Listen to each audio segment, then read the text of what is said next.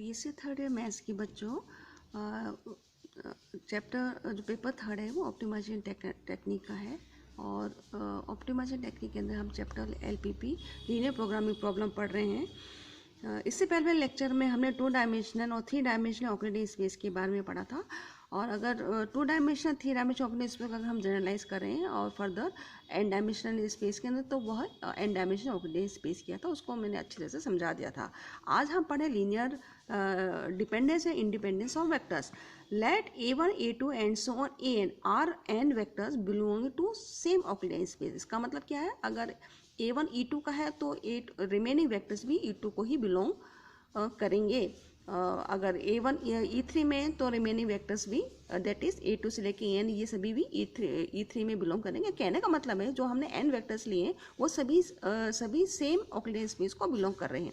Then expression of the type λ1 a1 plus λ2 a2 and so on plus lambda n an, इसको हमने expression number 1 नाम दिया। Is a linear combination of vectors a1 से लेकर के an, वह λ1 से लेकर लैम्डा आर स्केलर्स।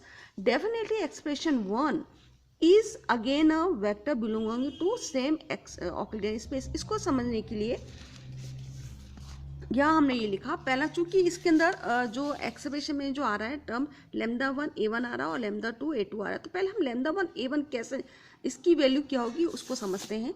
देखिए λ1 a1, ये देखिए λ1 a1, चूंकि a1 सेम ऑक्टेन स्पेस को बिलोंग, तो मान लीजिए a1 en को बिलोंग करता है, तो a1 को en, अगर a1 जो वेक्टर है अगर n डायमेंशनल ऑक्टेन स्पेस को बिलोंग करता है तो a1 में n अवयव होंगे, n कंपोनेंट होंगे, तो n कंपोनेंट्स हमने a1 a2 and so on an ले लिए। λ1 से मल्टीप्लाई हम इससे पहले पढ़ चुके हैं कि अगर किसी वेक्टर को अगर किसी स्केलर से मल्टीप्लाई करते हैं तो उस वेक्टर के सभी घटक अवयव उस स्केलर से मल्टीप्लाई हो जाते हैं। तो λ1 a1 हो गया, λ1 a2 हो गया एंड सो ऑन λ1 an हो गया। इसी प्रकार से λ2 a2 किया, जहाँ a2 भी किसको बिलोंग करता है, en को, n डायमेंशनल ऑक्टेन स्पेस को बिलोंग करता है। तो λ2 यहाँ रखा, a2 के n घटक हमने लिखे a1 dash a2 dash and so on an dash. अब λ2 को a2 से मल्टीप्लाई किया तो λ2 जो है a2 के सभी घटकों से मल्टीप्लाई होगा, ये घटकों से मल्टीप्लाई होगा। अब इन दोनों को हम जोड़ेंगे तो हम पढ़ चुके हैं कि चूंकि ये देखा, अब देखिए ये भी n घटकों का एक नया वेक्टर आ गया, तो यह किसको बिलोंग करता है, यह भी en को ही बिलोंग कर रहा है। ये देखिए मैंने बिलोंग कर दिया किसको, en के अंदर। सिमिलरली यह भी किसको बिलोंग करता है, en को, एंड en मतलब एन डायमेंशनल ऑक्टेन स्पेस को। तो यह भी वेक्टर है, यह भी वेक्टर है। अगर किसी स्केलर को किसी वेक्टर से मल्टीप्लाई कर तो प्राप्त एक नया सदिश प्राप्त होता है जो कि सेम ऑक्टेन स्पेस को बिलोंग करता है। इन दोनों सदिशों को अब हमने जोड़ा जो कि en को बिलोंग करते हैं। इनको जोड़ने पर हम क्या देखते हैं, दो वेक्टरों का यदि हम जोड़ें तो उनके कॉरस्पॉन्डिंग घटक या कॉरस्पॉन्डिंग कंपोनेंट या कॉरस्पॉन्डिंग अवयव आपस में जुड़ जाते हैं।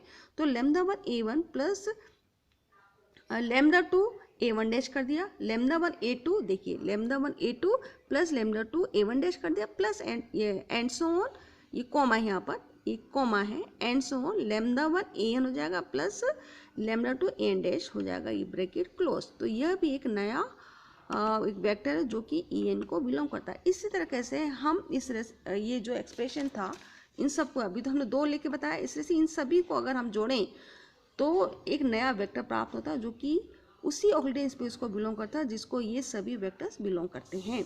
अब मान लीजिए लेट ये कोई नया ये a जिसके की घटक ये हैं, ये en को बिलोंग करता है, is any vector, then vector a can be written as a linear combination of unit vectors e1 e2 and so on en all belong to en,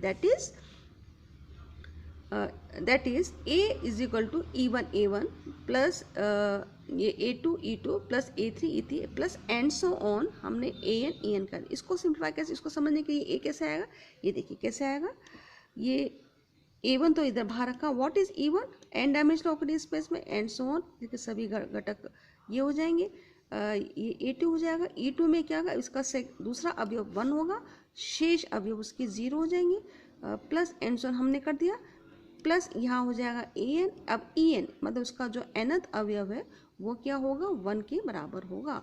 अब हम इनको जोड़ें तो क्या आ जाएगा, देखिए मैं यहाँ बता रही हूँ अलग से करके, अगर हम आपस में इनको जोड़ें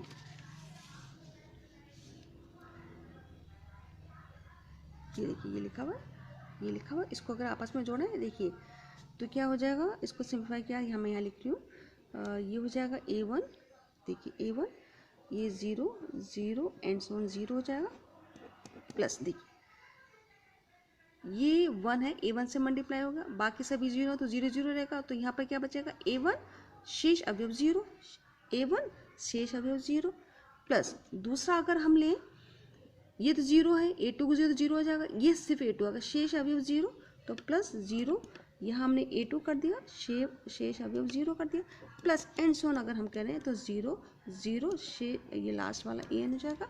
अगर हम इनको जोड़ें तो देखिए पहला अवयव तो यहाँ 0 है, इसका पहला अवयव, शेष सभी में पहला अवयव 0 है, सिर्फ A1, तो A1 प्लस 0 तो यहाँ सिर्फ क्या बचेगा, सिर्फ A1 आएगा। अब दूसरे में इसका अवयव 0 है, दूसरा घटक इसका A2 है, शेष सभी सदिशों में दूसरा घटक 0 है, सिर्फ इसमें A2 है, A2 को सभी को 0 जोड़ोगे तो A2 आ जाएगा, इससे कैसे यहाँ पर A3 आ जाएगा एंड सो ऑन AN, तो ये किसके बराबर हो गया A, दैट इज अभी जो हमने ये लिख रखा है एक्सप्रेशन, तो A can be written as a linear combination of vector A vector A, that is vector A can be written as a linear combination of unit vectors E1 E2 E3, this is true, this expression is true। अब आते हैं linear dependence, definition लिखते हैं, late ये A1 A2 and so AN, ये n वेक्टर हैं जो सेम ऑक्यूलेंट स्पेस एन को बिलोंग करते हैं, then this vectors are said to be linearly dependence if there exist scalars lambda 1 से लेकर lambda n not all 0 such that lambda 1 A1 plus lambda 2 A2 plus and so lambda n is equal to 0 हो। अगर ये expression 0 आता है, कब आता है, जब कम से कम at least 1 lambda i is not equal to, जो मतलब ये जो स्केलर्स लिए हैं लैम्डा 1 से लेकर लैम्डा, इसमें कम से कम एक 1 स्केलर लैम्डा आई 0 नहीं होना चाहिए, तब इस तरह के set of vectors n set of vectors को हम क्या बोलते हैं, लीनियरली डिपेंडेंस। अब है लीनियरली इंडिपेंडेंस, यही सेट ऑफ वेक्टर्स जो है ये A1 से लेकर AN तक, ये set of vectors n vectors का लीनियरली इंडिपेंडेंट कहलाएगा यदि ये इसके वहाँ n स्केलर इस तरह के विद्यमान हो कि